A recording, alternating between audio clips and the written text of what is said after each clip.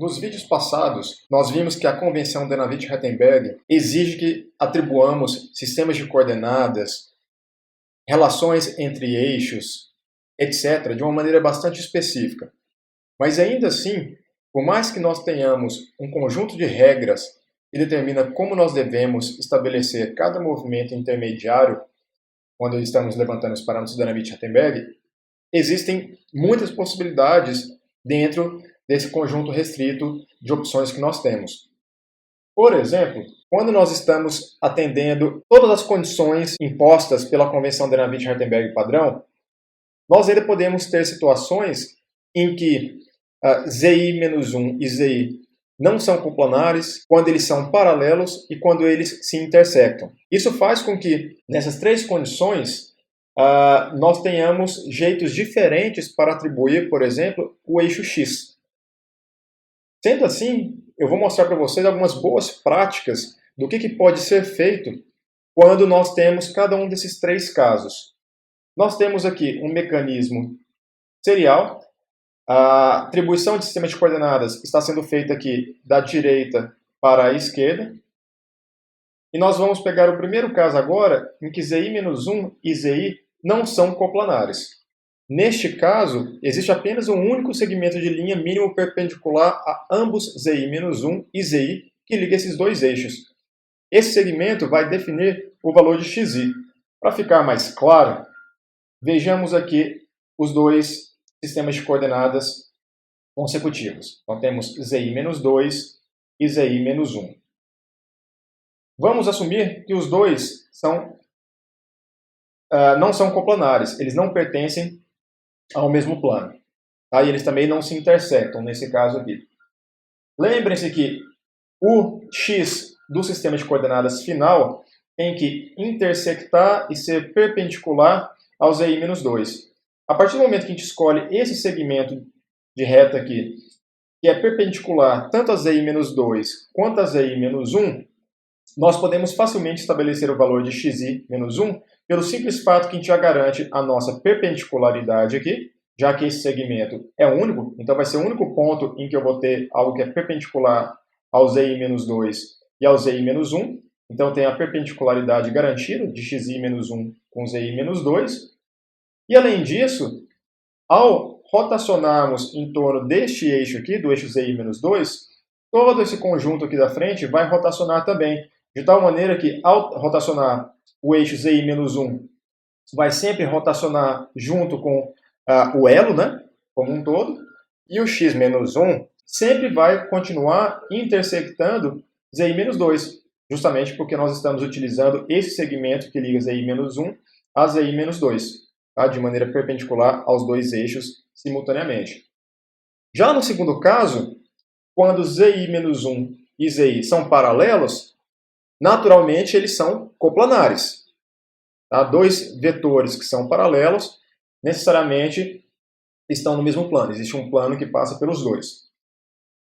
Só que nesse caso existem infinitos segmentos de linha perpendiculares a ambos ZI-1 e ZI, porque afinal de contas eles são paralelos. Uma boa escolha para XI é aquela na direção do segmento que liga a origem do sistema de coordenadas I-1 à origem do sistema de coordenadas I. Tá? Essa é uma escolha direta. E no terceiro caso, quando ZI-1 intersecta ZI, o eixo XI é escolhido como anormal ao plano formado por ZI-1 e ZI. Porque nesse caso, claramente, nós já vamos ter aqui que XI intersecta ZI-1, e além disso, ele vai ser perpendicular por construção, porque nós estamos o escolhendo como normal ao plano formado por ZI-1 e ZI. Então a gente já garante a ortogonalidade também.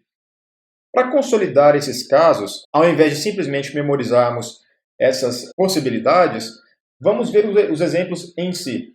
Consideremos um robô com 2 graus de liberdade. Nós temos duas juntas rotativas e agora nós temos que levantar os parâmetros de Danavitt-Rattenberg desse robô. Lembrando o seguinte, entre cada par de sistema de coordenadas, nós temos um conjunto com 4 parâmetros. Nós temos o parâmetro θ, que é o deslocamento em torno de Z, aqui.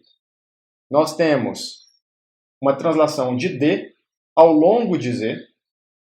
Depois nós temos uma translação de A ao longo de X. E, por fim, uma rotação de alfa em torno de X também. Logo, aqui nós temos um robô com duas juntas e três sistemas de coordenadas. Nós temos o sistema de coordenadas da base, F0. Temos o sistema de coordenadas F1, que está relacionado com a extremidade final do primeiro elo. E nós temos ainda F2, que é o sistema de coordenadas que está na extremidade final do segundo elo e que aqui nós vamos considerar como sistema de coordenadas do efetuador. Pois bem, primeira coisa que temos que fazer é verificar se a atribuição do eixo Z está condizente com a convenção Denavit-Hartenberg padrão. Sabemos que o eixo Z está relacionado com a direção do movimento. Em se tratando apenas de juntas rotativas, a direção do movimento está relacionada com o eixo de rotação. Ou seja, como nós temos tanto Z1 quanto Z2 colineares com os eixos de rotação das respectivas juntas, essa primeira regrinha está satisfeita.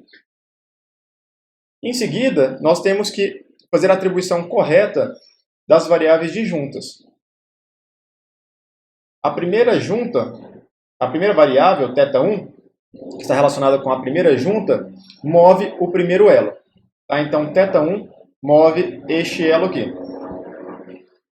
Além disso, podemos interpretar de uma outra maneira, que a variável θ1 é aquela relacionada com a primeira transformação, H01, que depende de Q1, onde Q1 é igual a θ1.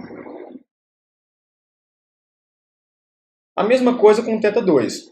θ2 move o segundo elo, mas também podemos considerar θ2 como uma variável relacionada com essa transformação aqui, a transformação H12. Isso depende da segunda junta, Q2.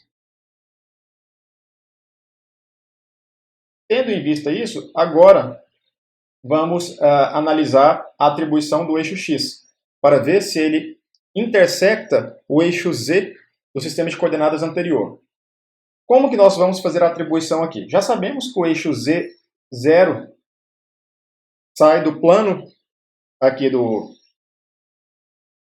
da tela, né? Ou entra para o plano da tela, então Z1 pode apontar tanto para fora quanto para dentro.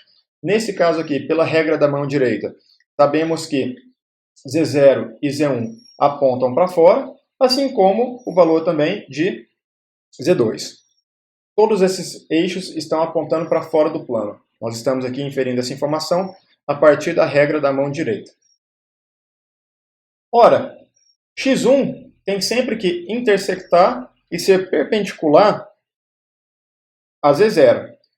Ele é perpendicular porque ele sempre vai estar contido no plano da tela, mas o eixo Z0 sempre vai estar apontando para fora. Então, perpendicularidade está garantida aqui.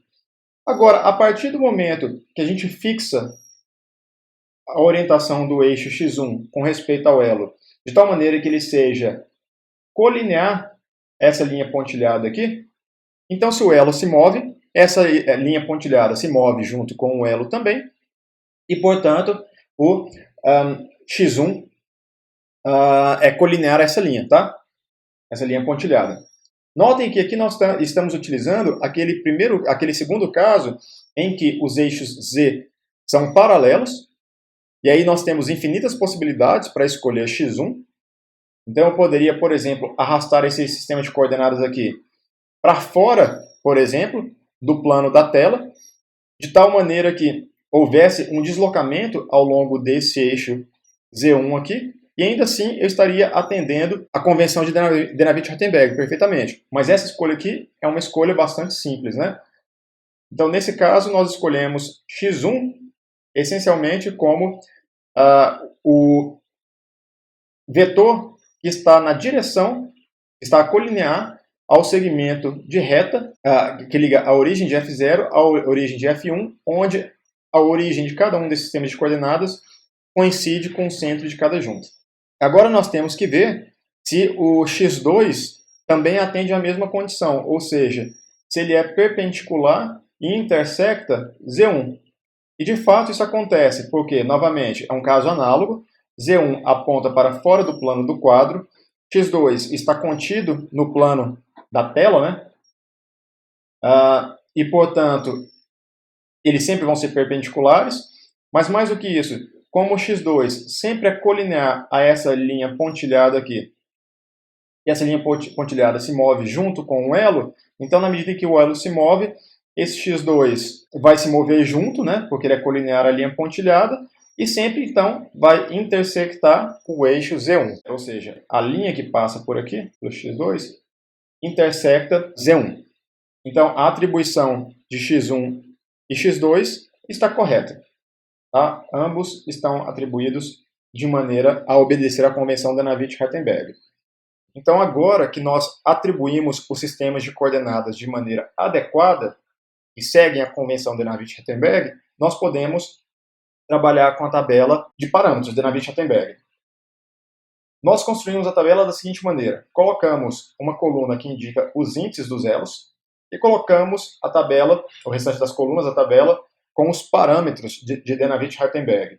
Notem que esse é o jeito que o Spong gosta de utilizar. Ele coloca AI primeiro, alfa-I em segundo, DI em terceiro, θI em quarto. Eu, particularmente, gosto de escrever a tabela com θI primeiro, DI em segundo, AI em terceiro e alfa-I em quarto.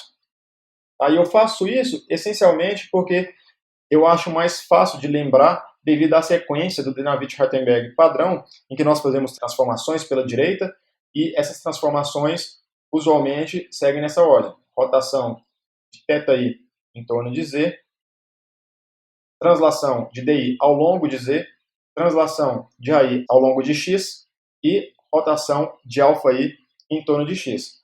Mas, novamente, isso é só uma permutação das colunas da tabela. Tá? Isso não faz diferença, é só uma questão de apresentação.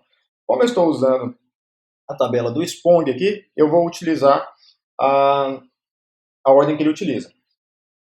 Pois bem, então o primeiro movimento que a gente tem que fazer é o seguinte: essa primeira linha aqui, ela faz com que nós passemos deste sistema de coordenadas e o arrastemos até que ele fique coincidente com esse sistema de coordenadas aqui, por meio de 4 movimentos intermediários. O primeiro movimento que nós fazemos é um movimento de rotação em torno de Z.